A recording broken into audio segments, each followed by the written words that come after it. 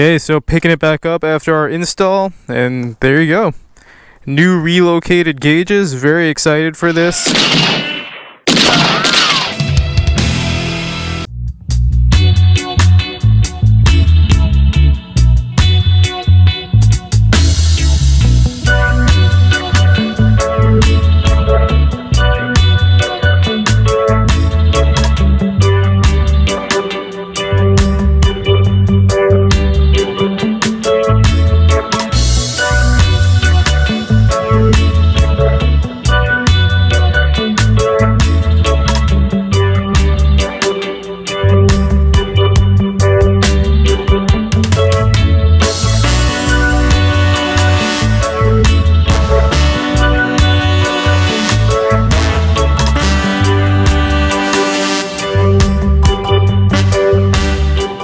Looks like Jenny doesn't have the leg power to push down her new Flow passenger peg, BMX style. Yeah, I guess I have more weight behind me. And yeah, a lot of upgrades today. Of course, I'm only doing the video for that, but you know, we did a bunch of other things. Like I said, we did these mini floorboards, did the BMX style pegs, did the brake inserts, and of course, we did the Moon's MC Fly Eye. A lot of stuff today. What a proper Memorial Day. A very American Memorial Day. Turning a wrench, being thankful for those who have served, eating pizza. America, man. It's gonna take some getting used to these gauges.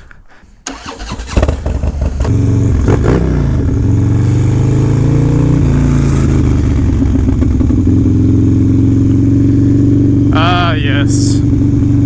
Gotta love the suburbs. My favorite place to do my wrenching.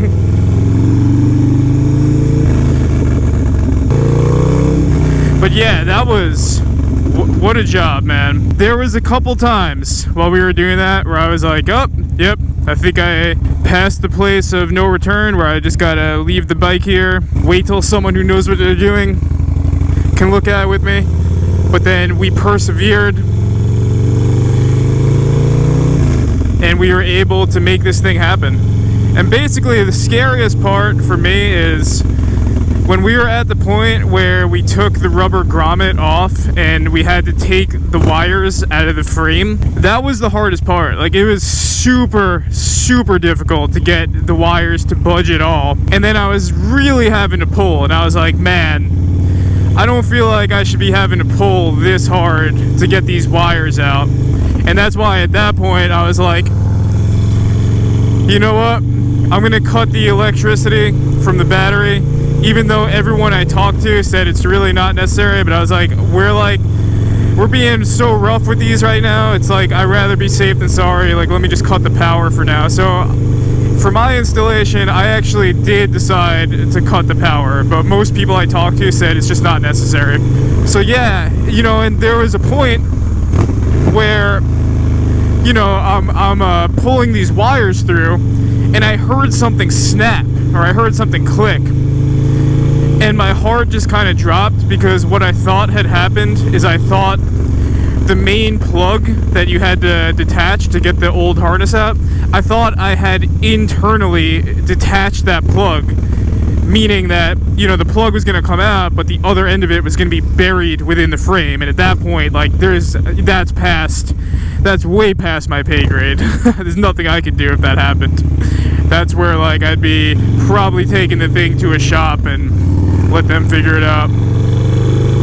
But after, like, a lot of jostling, after a lot of moving the wires in every type of way, and just being really persistent, I finally got that plug out. And I figured out the reason why it was so difficult for me to get that plug out initially is because the sensor that's supposed to be underneath your dash, like, there's a sensor that you're supposed to take out and then replace with the new harness. It wasn't underneath my dash, and I remember I was like, that's weird, there's no sensor here, like, where is the sensor? And then I wound up pulling that sensor out of the frame, which it shouldn't have been there in the first place. So the shop that had installed my bars, I guess, decided to put that sensor within the frame, and then that just packed things even more tightly. So I think that was kind of a contributing factor. of why it was so difficult to get the plug out of the frame, you know. So that was definitely the hardest part for me, was just getting those wires out of the frame. And I've had experience doing it before, like when we did the bars, myself, my dad, Smiley Steve, Shreds, and Matt Long came and helped. When we did the bars for the 06 Dyna, we had to do that. Like, we had to pull out wires and de-pin things and wound up soldering things, you know. So I have a little bit of experience with how much of a headache it could be doing that type of work, so I wasn't surprised. But yeah, you know, like, getting the wires out was the hardest part. And as always, like when I've been wrenching lately, it is good to have Jenny around, because her hands are significantly smaller, so like she could get into places that I'm not going to be able to get into. So it was nice to have her with me, you know, like holding the bracket up to make sure I'm mounting it in a place that makes sense, you know, trying to get into places where I couldn't. So she was definitely a part of the operation today for sure. So a major shout out to my lovely lady Jenny, which I'm always amazed that she doesn't always tell me, but I'm always amazed that she watches these videos. I thought that a long time ago she just stopped watching, but she still watches them. It's pretty cool. But yeah, and then, you know, like I said in that little clip, it really the only things that I'm a little held up about is there is a little bit of like wire exposed out of the rubber grommet, so that's a little bit sketchy. So I'm probably going to come back another day and see if I can clean that up a little bit. And then, you know, as you can see, like the gasket is bulging out a little bit in certain places on the gauges, so that's kind of sketchy too. You know, I don't want any water to get in there, so that's just like another thing where, you know, the next time I have the tools out, I'm gonna see if I can find a solution for it. I had done so many things on the bike before even going into this job today, so I was just at a really good stopping point. You know, I don't want to be there all day. I want to get home at some decent hour. I do have work tomorrow. So we decided to stop there, and the bike is running. The gauges are working properly. So yeah. So this, like I said, this kit is the one from K&S Customs, Kit Sewell. I cannot recommend this kit anymore. It was probably the most involved wrenching job I've ever done by myself. And I'm really proud of myself for being able to do it successfully and get the bike up and running. So if there's any litmus test, if you're worried about being able to handle a job like this, like I'm telling you, if I could do it, you could definitely do it. So buy the kit, you know, review the wrenching tutorial from Dynademos. That was really helpful before getting into this job, just so I knew what to expect. And then that's it, just like get into it, you know. Hopefully you have a lovely assistant by your side to talk you down when you start to have meltdowns, when you lose screws or things don't go as planned. Because one thing that did happen is when I pulled the battery cover off to cut the power, the screw that attaches the battery cover on actually fell into the bike, and we just couldn't find it. So the best thing about having two bikes of the same model, I have the 06 as well, is I just pulled it off the 06, and now I just know that I need to replace that before riding it next. But yeah, major shout out to my man Rob Romano for first off just putting me onto this kit.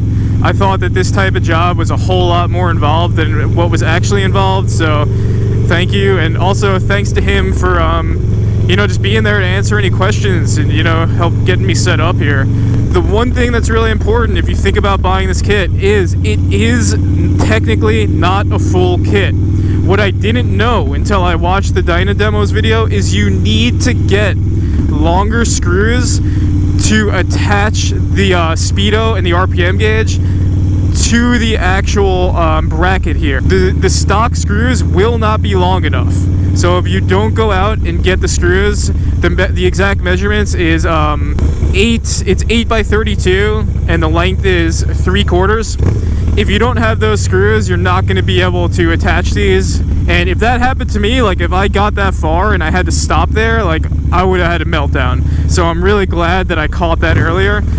That's really my only like thing that I would change about the kit, is like I just think that like they should provide you with those screws. You know, that would go a long way, and then you would have everything you need to get up and running.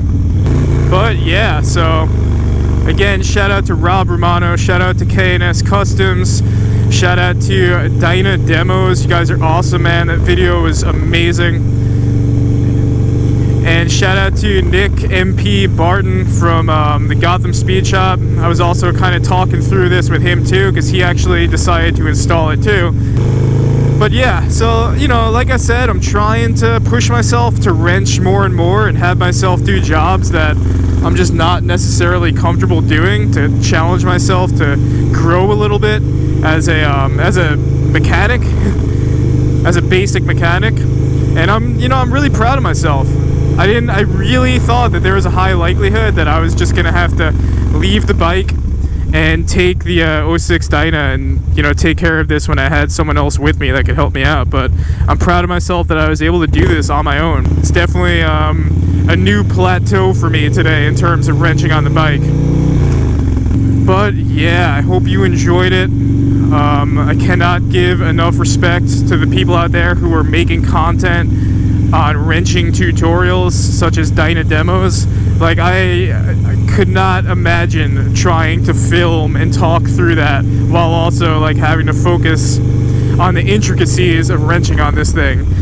You know, like, those guys are doing a huge service for the motorcycle community by having that. So major respect to those guys and anyone else who's making that type of content.